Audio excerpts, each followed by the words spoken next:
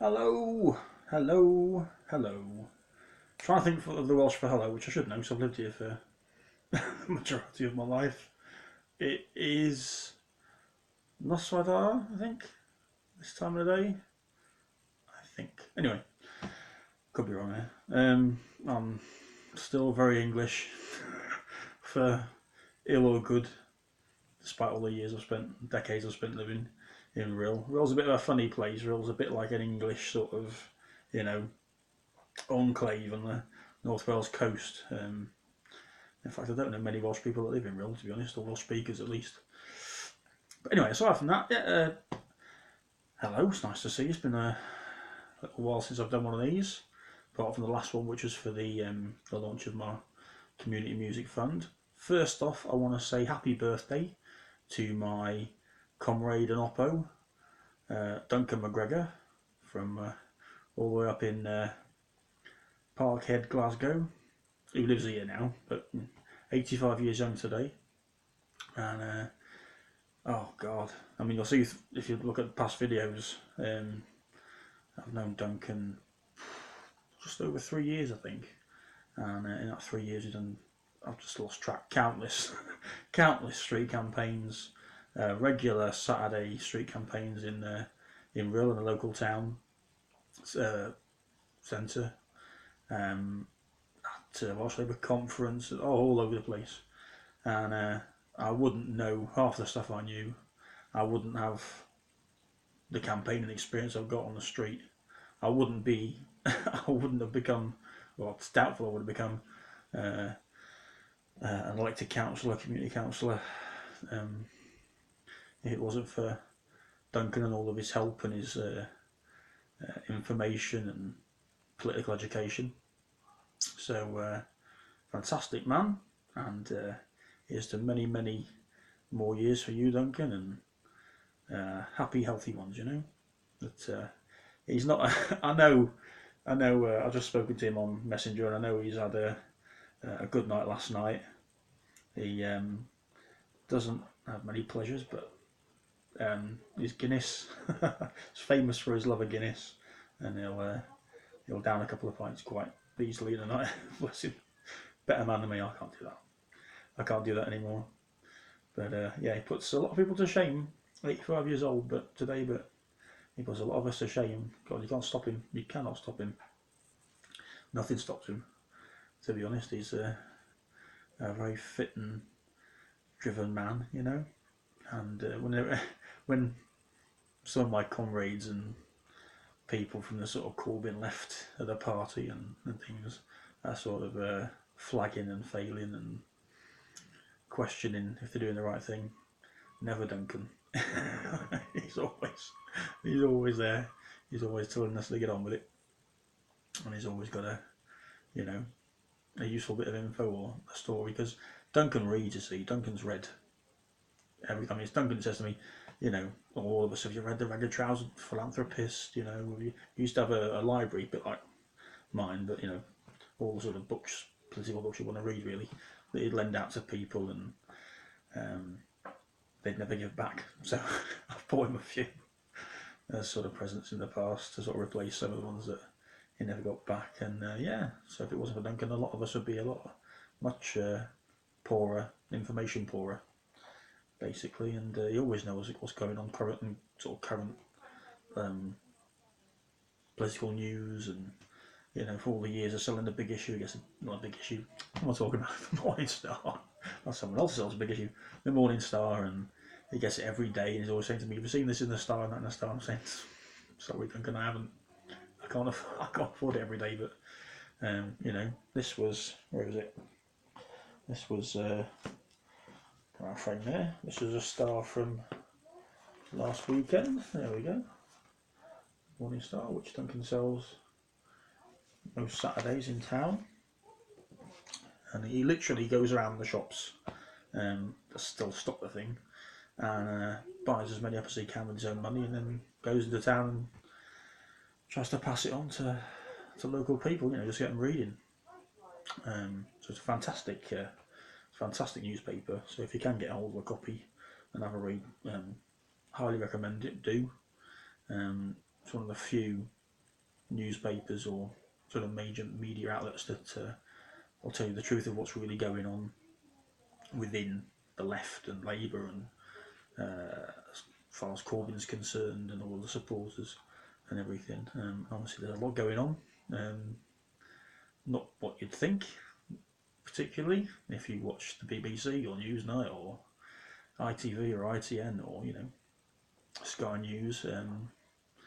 I have to say, as a local member, as a Labour councillor, this sort of anti-Semitism, sort of gigantic anti-Semitism row thing that you keep hearing about in the BBC particularly, and all over the sort of anti-Corbyn, anti-left papers and channels, just never figures in any sort of daily work or meetings, or it just doesn't exist as far as we're concerned. It just doesn't happen.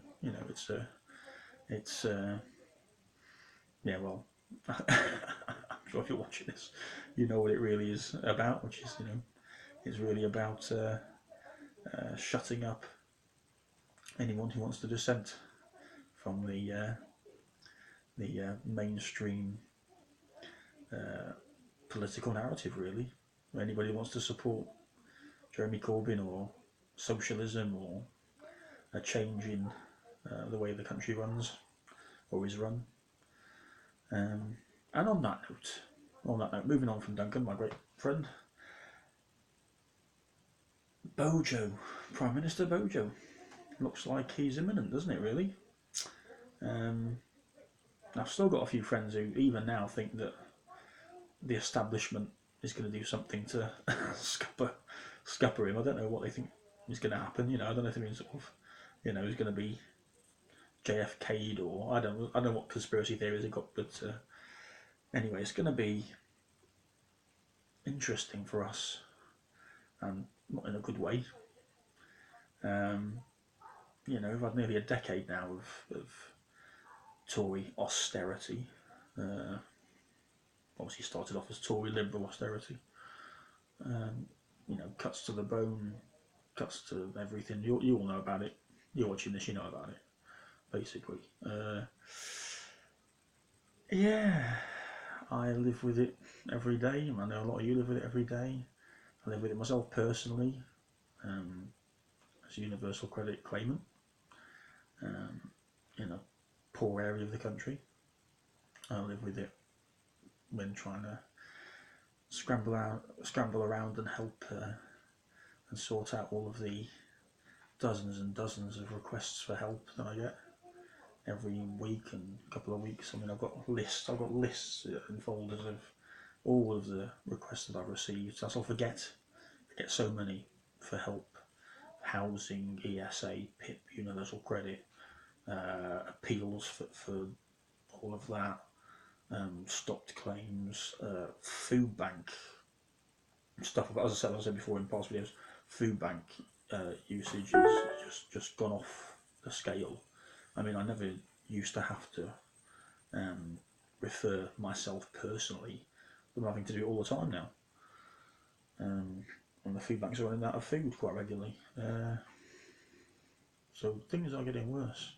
And things are getting worse because the Tories, if you go see them on TV on Question Time or Newsnight, are in total denial. They'll say the benefit system is working fantastically. I saw Amber Rudd saying that, actually, that it's helping people back into work. Johnson said it as well in one of the debates. So interesting times, even more interesting times ahead, and perhaps terrifying times if you're, at the bottom trying to pull yourself out. So that's all I'm not gonna try and predict what happens there. What I will say is that I'm quite surprised that few amongst my colleagues in the Labour Party and up here in the Vale of Clwyd, Denbighshire, where we are sort of clocking on to what's going on if we do have an early general election before the end of the year, and especially if it is before we've actually left the EU, whenever that actually happens, because none of them seem to have clocked that, yes, the Tories are in trouble, bigger trouble than us, in Labour perhaps, electorate in the poll things, but they seem to have totally forgotten about the Brexit Party. And if they remember the Brexit Party, they think it was just a one-off thing for the local EU elections. Labour was trounced in Denbighshire, along with the Tories. The Brexit Party came first by some margin in the votes in Denbighshire, where we are. And my question would be, and is to my colleagues, is if we haven't left the EU and a general election is called, what's to stop a candidate for the Brexit Party setting up here, saying what people want to hear here, which is about, leave means leave, because that's what most people here voted for, as in the rest of Wales. That's what the vote was for, was to leave here, which they're not getting from Labour here. We're going to be in bigger trouble, basically. But a lot of people don't seem to be clocking on to that. Me and Duncan seem to have realised it, but a lot of people don't seem to have be taken out as seriously as it could be. And of course, why wouldn't the Tories, knowing where they're going, want to try and do some sort of deal with the Brexit Party during a general election, So that's my biggest worry now, is the potential for damage from the Brexit Party if Labour don't start saying the right things and supporting the vote to leave here. Whether you agree with it or not, people voted to leave here, and we've got to tell them we're listening to them.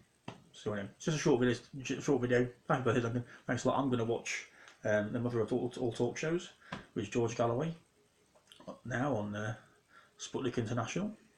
It's on every Sunday at 7. And yeah, ciao for now. Thanks for listening. See you soon, I hope.